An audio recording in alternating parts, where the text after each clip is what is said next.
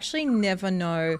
Like I always say, every networking thing you do, every job, every relationship, like I feel like we get so stuck in like, oh, that was such a waste of time. But honestly, every little thing has its role and leads you to exactly where you're meant to be, right? So even if that 5-month radio job was like, oh, whatever, it served me nothing, maybe you wouldn't have gotten attention for the Abu Dhabi role if you hadn't had that on your resume. So you just never know how all these things kind of play together.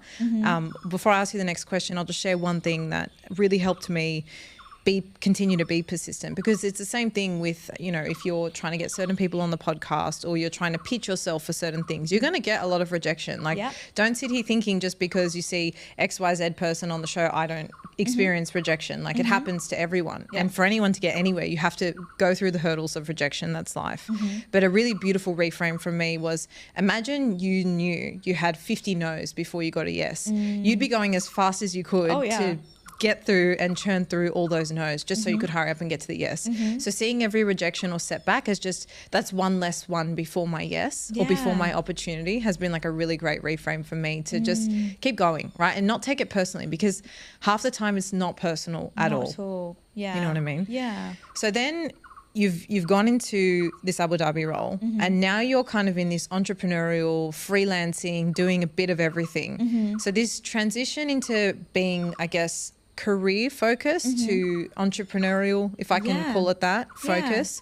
What have been the biggest things you've learned in that transition? Yeah, wow. So I did radio on Abu Dhabi for a year until Channel 4 poached me over to Dubai. So then I was at Channel 4 hosting the breakfast show for 5 years.